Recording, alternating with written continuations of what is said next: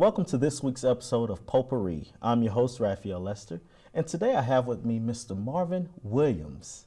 How's it going, Mr. Williams? Wonderful. Glad to be here. Good.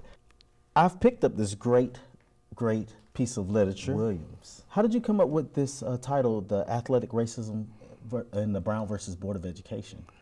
Well, when I was in undergraduate school, I took a course in constitutional law. Mm-hmm.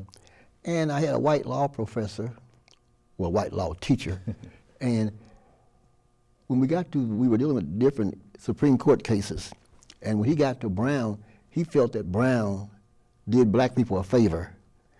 And since I came along before Brown, I knew that Brown did not do us a favor because we were not asking for desegregation in America. Black people were asking for equality. We were given desegregation. So we didn't need desegregation, especially at our high school. We were a black high school. We were good in sports. We were good in academics. We won 3 state championships in basketball in a 5-year period. So we were happy going to our own schools. And so we didn't feel as though we needed desegregation. So he and I debated over that. And I know that you're from Indiana, and I know that you're also an athlete. What would you say that your experience was if racism occurred as you were doing your athletic things in school? Well, I ran track, and so on the track team, we didn't really run into what we felt was racism. Mm. We saw more racism in basketball and football. Now, sometimes they could say you got out of your lane, but that was cheating. That wasn't racism. But we didn't experience a lot of racism in track and field. Mm. And what would you say athletic racism how does athletic racism in the Brown versus the Board of Education actually tie? Well, athletic racism actually began with black people in the 1800s. When we left Africa and went to Canada, we were so good in hockey and so rough that the white Canadians stopped playing against us and started a separate league of their own, and before long we were out of hockey altogether. We were the best boxers, and we had Tom Molyneux, who was a great boxer, but Tom Molyneux's slave master made all the money.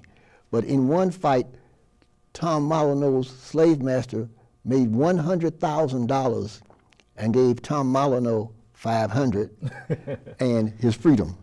So Tom Molyneux knew that he had a better chance of making money in England. Mm. So he left the United States and went to England to be a boxer and made money over there. So when you deal with athletics, what was that question again? How does athletic racism tie with Brown versus? Okay, so when you come down to Brown, mm-hmm. Brown was a situation where actually white people needed Brown. We didn't need Brown. We were better athletically, and actually we were better academically, but we didn't know it because of the fact that the media portrays, and even today the media still portrays black people as being intellectually or academically inferior. Yeah. So Brown made it possible for white athletic teams to have black athletes. They couldn't beat us except to get us on their teams. So with Brown, that brought about desegregation, mm-hmm. and it forced a lot of the top black athletes to go to white schools. And as a result of the top black athletes going to some of the white schools, the white teams were able to beat the black teams. Wow. And I know when I was reading, you talked about being part of some of the demonstrations, and you also marched with Dr. Martin Luther King. How was that experience? That was an experience. I first marched with him in Indianapolis in '61. That was a small crowd. But when I went to Kentucky State University, My first year at Kentucky State, the second semester, we had a march in Frankfort, Kentucky for open accommodations. Frankfort's the capital of Kentucky. It's in between Louisville and Lexington, Kentucky. And so at that time, if you went to the theaters, you had to sit up in the balcony. If you bought something from Woolworth or whoever, you couldn't take it back and exchange it or get your money back. If you went to certain department stores, you couldn't try the clothes on. Put the clothes up to you and see if it looked good. Oh, yeah, I think that fits. And so we had a demonstration for open accommodations, and Dr. King and Jackie Robinson came down, and other people, a lot of other people, 70,000 people were in that march. And after that, things began to open up in terms of public accommodations. In fact, when teams, Lincoln University, Tennessee State, other black colleges would come to Kentucky State to play sports. They couldn't stay in the hotels. We had a big room in the basement of the dormitory, and the football teams and basketball teams, we had bunk beds lying up or down the place, and they could either stay there, or if they were going to another city and they wanted to leave that night, they would go to Louisville and stay at the YMCA. But they couldn't stay in the hotels. Wow, that's interesting. In chapter 11, you interviewed Olivia Hooker. She was, to my understanding, she was one of the survivors of the Oklahoma race riots. Yes. What was that interview like? Well, I was actually this group called ASALA, the Association for the Study of African American Life and History, had a national convention here in Atlanta, and I went down there to just simply to volunteer. But when I found out that when I met her, I had to interview her because I've been working on the book since 2002 and just got it printed in January of this year. And so when I interviewed Dr. Olivia Hooker, at the time she was 91 years old. Today she's 99. And I talked with her about Tulsa, and I asked her, what was it that made black people in Tulsa so successful? And she said that black people in Tulsa, since they had separate facilities and so forth, black people had to do business with each other. And as a result of black people doing business with each other, black people were able to surpass white people economically. We had better funeral homes. We had better banks, better theaters, whatever. So we had surpassed them economically. So as a result of this, and this happened in numerous cities throughout the country, we just don't hear about it. But in Tulsa, they had what they call the Black Wall Street. And white people actually became so jealous of the success of black people that they falsely accused a black man of assaulting a white woman, but the case went to court twice, and on both times, the brother was found to be not guilty. But white people decided they was gonna burn the town down anyway. So they burned down everything they could burn down, and they even dropped bombs on black people. Wow. Now that information doesn't get out, but they actually dropped bombs on black people in Tulsa, and Dr. Olivia Hooker's father owned the furniture store, and they had beautiful furniture, and she said she saw the white people going to her house taking the furniture out. And John Hope Franklin, whose father was an attorney, had just moved to Tulsa to try to sort of practice, and he was one of the persons who got hung up in all this, and so his family didn't hear from him for 3 weeks. And when they finally got a little note from him saying that, you know, he was there in Tulsa, he was still alive and everything, then after everything was over, eventually his family moved to Tulsa, and so John Hope Franklin, who's one of the greatest historians that ever lived, ended up going to school in Tulsa, and then he went on to Fisk University and so forth, Harvard and all that. Okay. So Tulsa was, it was probably, you've probably heard of Rosewood, Florida. Yes. Which was a similar situation.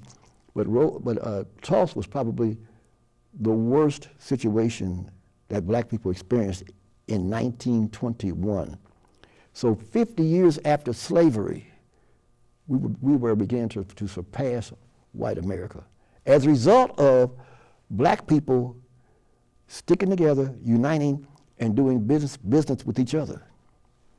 Now, speaking of uniting, as far as the black community, do you think racism still exists? And specifically with the case of Michael Brown, how does that fit in with racism? Do you think that we're being more racist, or do you think that we're coming together for the cause of racism? When you say we're being more racist, who you talking about? We as an African American community. No, we're not racist. See, black people can't be racist. See, in the book, I give an Afrocentric definition of racism. So based on the definition that I give, from a psychological perspective, black people cannot be racist. Because racism is something that impacts an entire race of people. It has a negative impact on an entire race of people, and the only time that black people are racist is when they're carrying out the desires of white people. Like if we go to a foreign country and just arbitrarily start killing people, we didn't go to that country because it was our suggestion, our idea to go there. We're going there to support the United States Army or the United States military.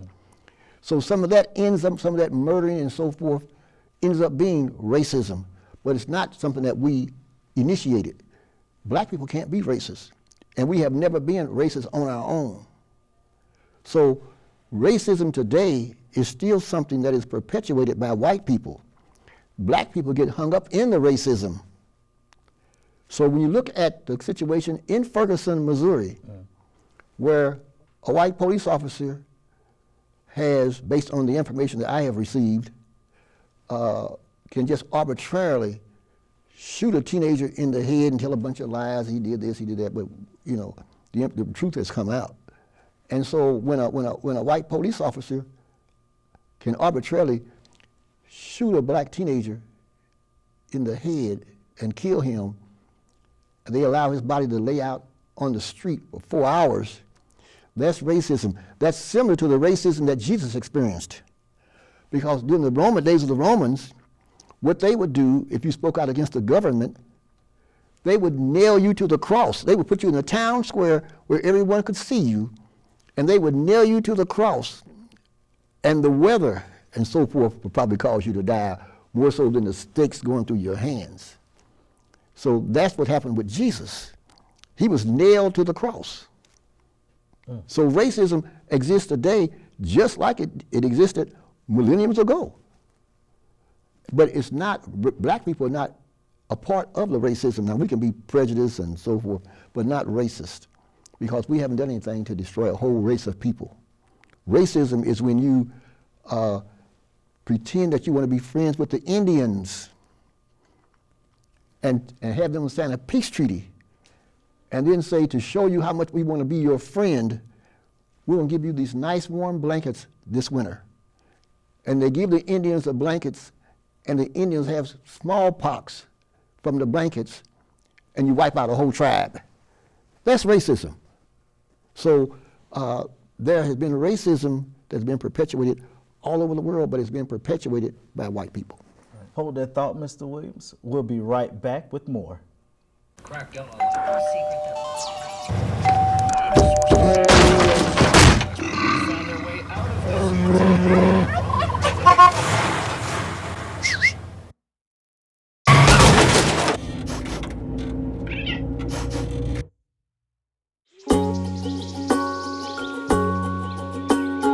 Getting closer to nature can get you closer to your family. Go to discovertheforest.org. Matchsticks, matchbox, matching tie and matching socks. You don't know why, but you're really special to match point, match game. You and I are not the same, but I can tell that you're really special to me. There's something I can give to make you laugh, to help you live. We're the perfect match, and you're really special to me. We're the perfect match, and you're really special to me. Back to Potpourri, and I'm here with Mr. Williams. I know we recently talked about racism. Piggybacking off of what's going on in the media and domestic violence, how does that make you feel with the athlete that just had a case with, do you think media portrayed it differently than what maybe it came across to the coaches? Well, first of all, when I was a young man, if you hit a female and the guys found out about it, they would call you a sissy. You know, that was a no-no. But it appears that what happened in the case with Ray Rice was they had they say maybe his fiance had been drinking and she was getting belligerent, I don't know. But whatever happened, and I never saw the punch. I watched it on television numerous times, but they never showed the punch. And so sometimes they say that he hit her and her head hit something and that knocked her out. I don't know what happened. But whatever it was, he hit her the way he would hit a man. And he shouldn't have hit her, first of all. And then second of all, he certainly should not have hit her as hard as he did. So, and we've got to really train our young people to, our males and females, because sometimes there are some sisters out there who can hit a brother and knock him out. But we've got to train our young people and our older people not to try real hard, not to engage in physical abuse.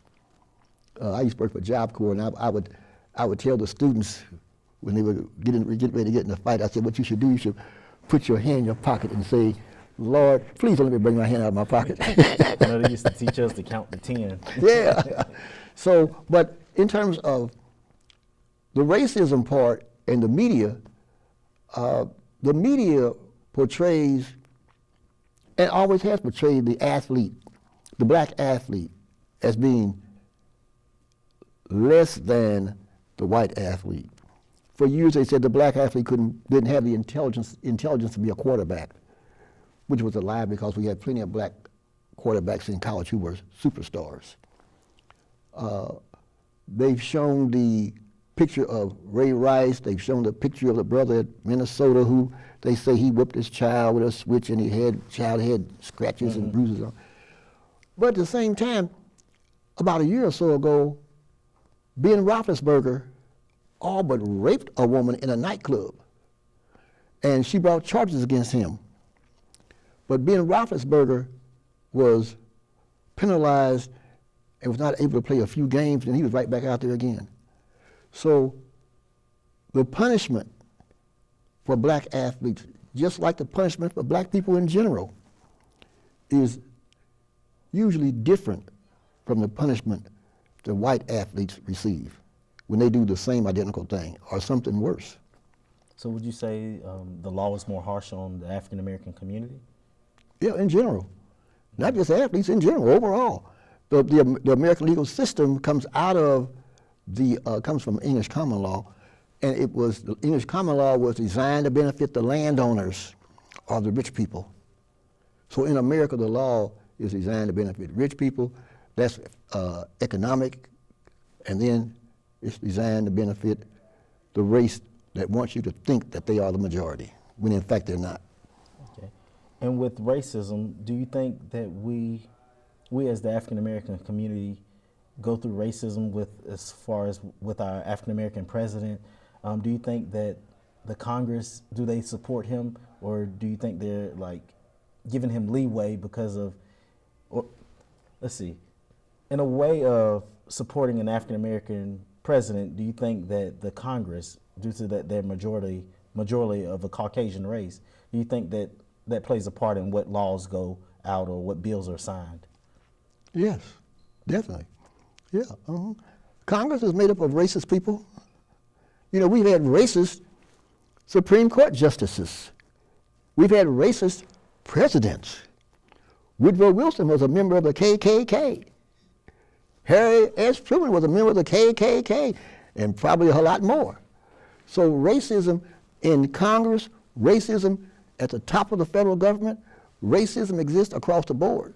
And so since you have racist people in Congress and the Senate, they're going to make decisions based on race or sometimes are making decisions based on what they think that their voters will support. But there's always racism involved in government and local, at state and national level. There's racism involved in political decisions. And what about like screenwriters and playwriters? For instance, Tyler Perry movies. Do you think that portrays the African American community properly? Do I think Tyler Perry's movies portray the African American community properly? Mm. Do you really want me to answer that question? Well, you know, if you look at the movies way before Tyler Perry, there were movies about World War II, and there are movies about the Vietnam War, and there's always a white hero. When I was a child, John Wayne was a white hero. And we went to the movies to see the war movies, and we just loved to see John Wayne, because he could shoot down, he could fly a plane and shoot down the enemy. And when I was in the 5th grade, we had to write an essay on our favorite family member. And this is where the educational system fails us. One of our students in the 5th grade wrote an essay on his father. His father was a Tuskegee Airman. We had never heard of the Tuskegee Airmen, although we started in school shortly after the war was over. They called World War II the war. So we didn't know that black men flew fighter planes in the war. So when Charles, and he's in the book, I got that in the book, when Charles got in front of the class and read his essay and said that his father flew a fighter plane in World War II, and that his father was a major in the Army Air Corps, because back in those days the Army and the Air Force was all combined. We laughed at Charles because we knew he was telling a lie, because we had never seen a black man in a war movie. We'd only seen white people. And one day I went to Charles' house and saw the pictures of his father, because his father was actually killed in the war. And when I saw the pictures of his father with his uniform on and being in the plane and everything, that was really the first real information that our class ever had about the Tuskegee Airmen. And then later on in life, we learned that the Tuskegee Airmen were actually the saviors for America for World War II, because they had the skills and the backbone to fly security for the bomber planes and so forth. So the Tuskegee Airmen actually were saviors for America in World War II.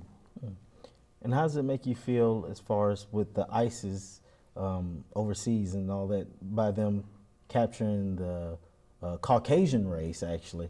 How does that make you feel? Do you think that maybe we should find some kind of deviation into negotiating to get our Americans back, even though that they are Caucasian? Or do you think it would make a difference if they had black terrorists or black or African American hostages?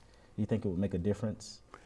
Well, you may be too young to remember, but I believe it was around 1983 when Lieutenant Goodman, a black pilot, flew a plane over Syria, and I believe they shot the plane down and captured him.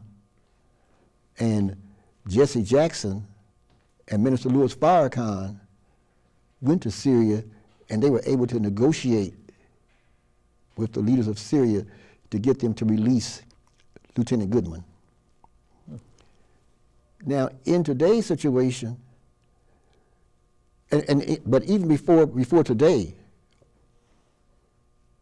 when we were in, I believe, Iraq, and a black female in the military was kidnapped and suffered some serious injuries, and a white female in the military was kidnapped and suffered some minor injuries. The white female got about an 80% disability with minor injuries, whereas the white female got 80% disability. The black female got 30% disability and had more severe injuries than the white female. Also, in the military, when I used to work over in Germany, I used to sell insurance in Germany, and the American soldiers, the brothers over there, the brothers and sisters in Germany would tell me that if a black person in the military had a drug problem, they would get a dishonorable discharge. But if a white person in the military had a drug problem, they would get a discharge saying that they just could not adjust to military life. So you can get a job a whole lot faster saying that you could not adjust to military life than you can get saying that you had a drug problem. So historically, racism has existed, and if you had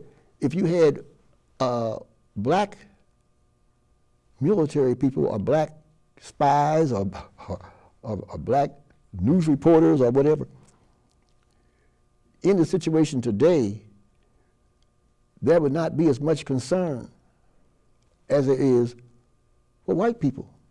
That's just America.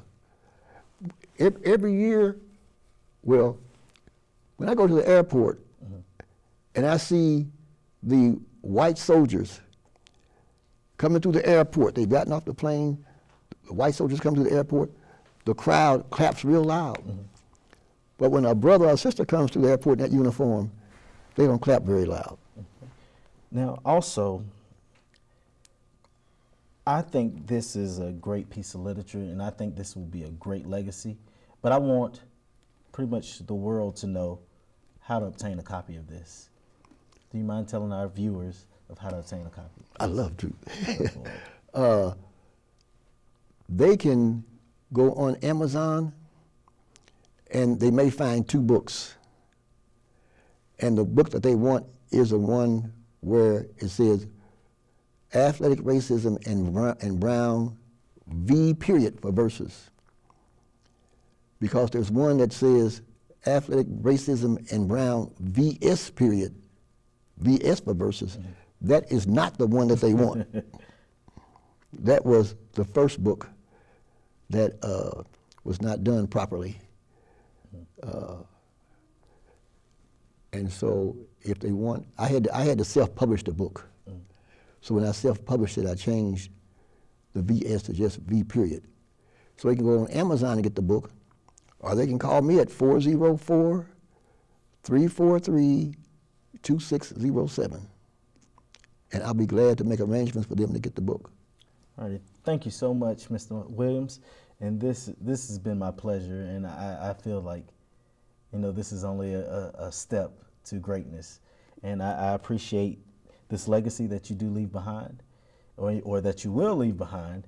And I'm sure everyone that's watching will be very touched by what you had to say today. And thank you.